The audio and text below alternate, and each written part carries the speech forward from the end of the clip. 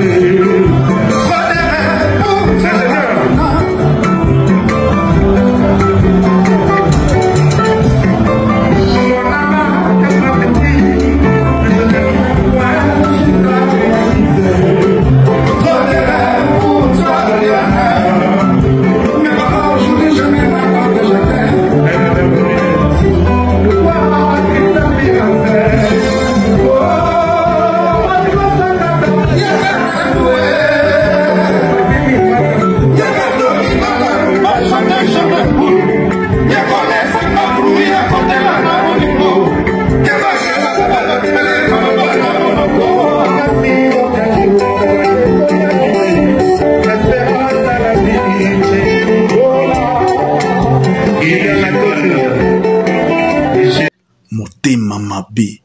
ya ba wangila na Fally Ipupa ikomi nango métier na bango.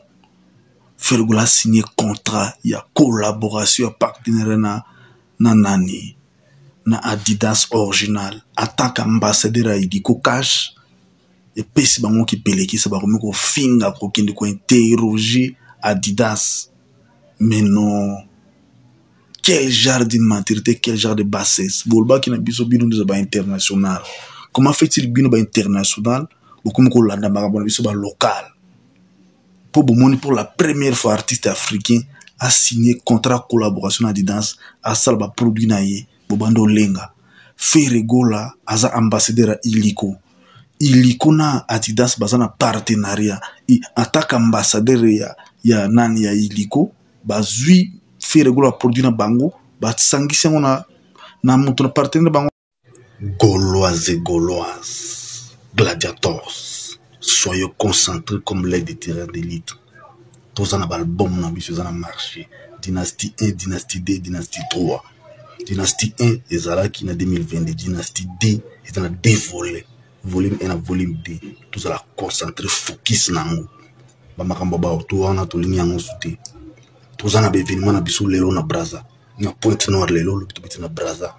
Après tout biti na A-Class Flash. Après A-Class Flash to kina Adidas Arena. Gauloise et Gauloise zala mayele. Contre la distraction ti balinga ba distraire you. Tandis que tu as un album moko za ba chanson moko za ya kusakana te. Avec la boya ka distraction. Daniela Kamo nini ngana salité pour na mona pasi ya boy ngana lengi. Soyons toujours concentrés comme l'œil de tireur d'élite en pleine action à boya ka distraction.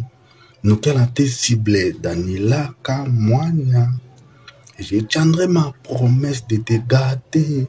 C'est-à-dire qu'il va Gaulois faire cette promesse à vous gâter, à vous guérir, à vous guérir, à vous guérir, à il y a un peu de album, il y a un peu de zembo, il y a une dynastie, il y a un wet and see, il y a une écologie, il y a un double tout, il y a pirates, il y a une machine.